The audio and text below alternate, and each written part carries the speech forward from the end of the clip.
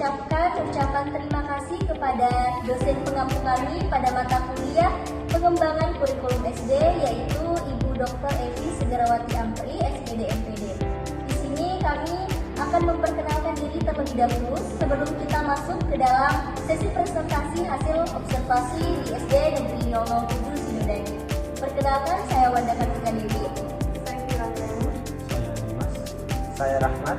Dan kami juga punya satu teman yang bertugas sebagai editor dan kameramen, yaitu Munawara. Nah, pada kali ini kita akan mempresentasikan hasil observasi kami berupa laporan yang berjudul Analisis Profil Kurikulum pada SD Negeri 007 Sidodadi. Adapun poin pertama yang akan kami bahas yaitu latar belakang dari observasi kami.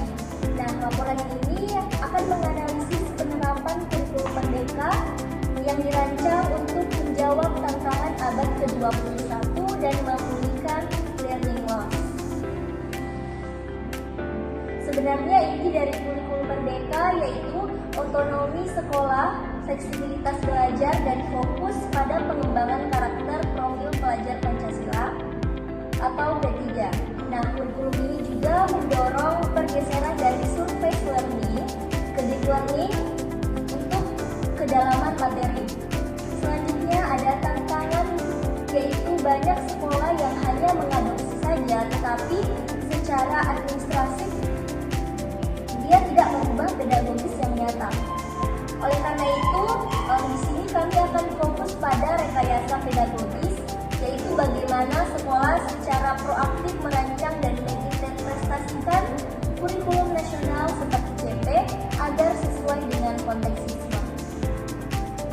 Observasi awal di SD Negeri 007 Sidodadi menunjukkan adanya upaya sungguh-sungguh untuk menerapkan rekayasa pedagogik ini.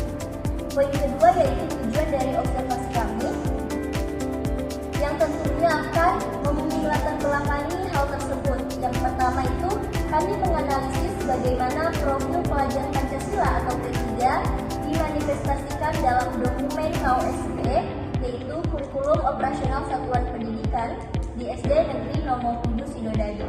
Yang kedua, kami juga menganalisis proses rekayasa pedagogik sekolah dalam menerjemahkan capaian pembelajaran menjadi alur tujuan pembelajaran. Dan yang terakhir itu, kami juga mengeksplorasi temuan wawancara dengan guru untuk mengonfirmasi implementasi deep learning di kelas. Tepatnya itu oleh Ibu Fitri kelas 1. Selanjutnya akan dilanjutkan oleh teman saya, yaitu Fira Amrani. Baik, saya Fira. Di sini saya akan menjelaskan tentang landasan teori rekayasa pedagogik. Tentunya analisis kami didasarkan pada kerangka teori utama, yaitu konsep rekayasa pedagogik menurut Nino DKK dan kawan-kawan pada tahun 2021. Di sini saya akan memaparkan dua poin utama, yaitu rekayasa yang pertama, yaitu rekayasa pedagogik. Tentunya rekayasa pedagogik adalah proses yang sadar, terencana, dan sistematis dalam merancang, melaksanakan, dan mengevaluasi pembelajaran untuk mencapai tujuan secara efektif. Poin yang kedua yaitu konteks kurikulum merdeka di SD 007 Sidodadi. Kami menggunakan 4 konsep kunci dari teori ini. Yang pertama yaitu landasan filosofis pada bab 1. Uno dan kawan-kawan menyatakan rekayasa pedagogik harus punya dasar filosofis yang tegas. Dalam kurikulum merdeka ini adalah Pancasila yang diwujudkan melalui profil pelajar Pancasila. Yang kedua yaitu implementasi lembaga pada bab 3. Teori ini menekankan pentingnya otonomi sekolah. Sekolah efektif tidak sekadar mengadopsi tetapi mengembangkan modelnya sendiri yang dibuktikan dalam penyusunan KOSP. Baik, yang ketiga yaitu prinsip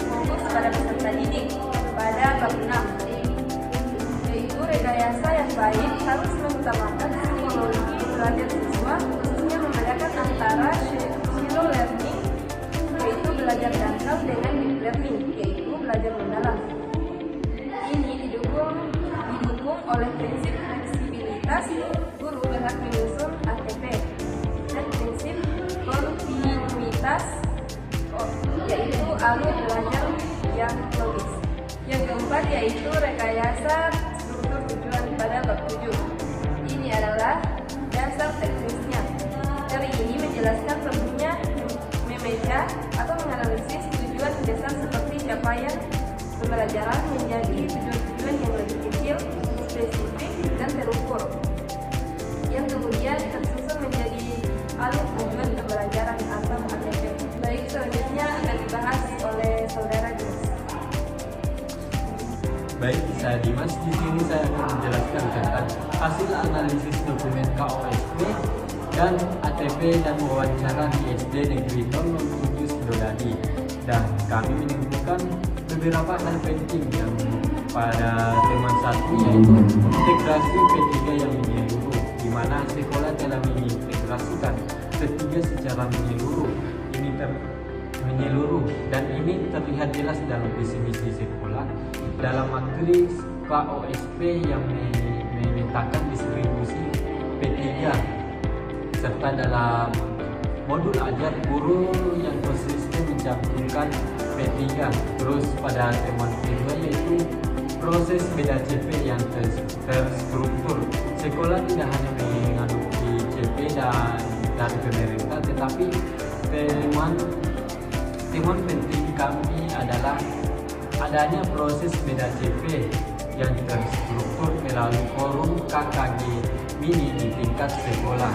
Dalam forum ini, guru berkolaborasi menganalisis CP untuk menyamakan persepsi mengenai kompetensi inti yang dituju. Terus pada temuan ketiga yaitu pengembangan ATP yang logis, di mana setelah beda CP, guru diberi kebebasan melalui KKG mini, yang dimana untuk membuat ATP mereka sendiri.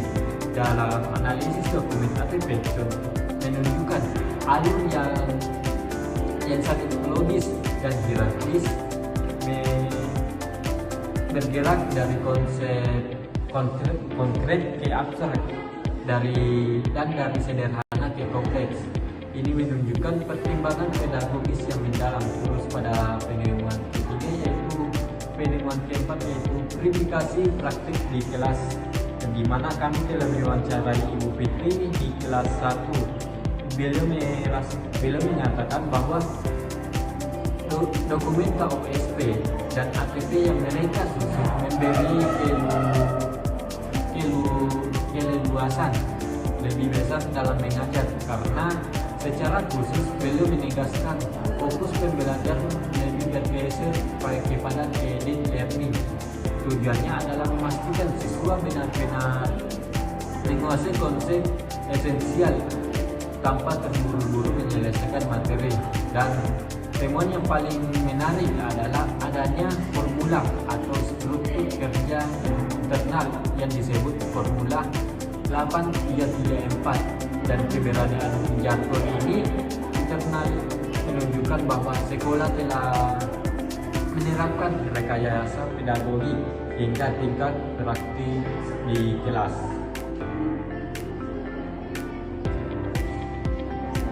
Selanjutnya kepada Saudara Rahmat saya persilakan. Berdasarkan pernyataan teman-teman tadi, kami dapat menyimpulkan dan merumuskan beberapa syarat. Yang pertama, kita dapat menyimpulkan bahwa SD 07 Sidodadi telah berhasil menjalankan rekayasa pedagogi secara melebihi sekedar kepatuhan administrasi. Pertama, sekolah memberikan dasar filosofis ketiga secara sistematis dalam KOSP, visi misi dan modul ajar sejalan dengan bab 1 teori. Kedua, rekayasa pedagogik terlihat jelas dalam proses beda CP di KKG ini yang menghasilkan ATP yang logis dan berbeda.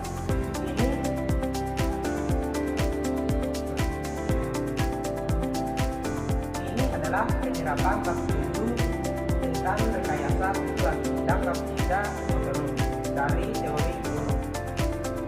Ketiga, praktik di kelas terkonfirmasi berfokus pada deep learning, yaitu puncak inovasi ini adalah adanya rumus internal 8334 yang menunjukkan tingkat otonomi sekolah tertinggi. Selanjutnya saran. Berdasarkan kesimpulan tersebut, kami dapat merekomendasikan beberapa saran bagi SDN 007 Sidodadi, seperti segera mengimplementasikan rumus 8334 sebagai prosedur operasi standar atau SOP internal dan terus membagikan praktik baik ini lewat KKGMI. Selanjutnya, bagi satuan pendidikan lain, fokuslah pada proses rekayasa seperti merancang sendiri, bukan hanya adopsi seperti menurut dokumen, gunakan kurikulum merdeka untuk fokus pada deep learning. Selanjutnya, bagi peneliti berikutnya, sangat penting untuk melakukan penelitian lebih lanjut untuk mengungkap rincian, struktur, dan efektivitas dari rumus internal 8334. Sekian presentasi dari kelompok kami. Terima kasih.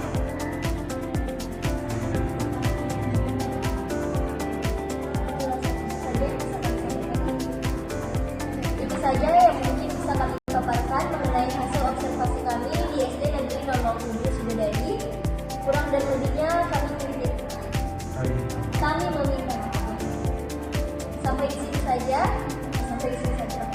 Sampai di sini saja pemaparan materi kami dari hasil observasi yang telah kami lakukan di SD Negeri 007 Sidodadi. Kami memohon maaf apabila banyak kesalahan dalam penulisan maupun pemaparan dari kami. Wabillahi taufiq wal hidayah. Wassalamualaikum warahmatullahi wabarakatuh.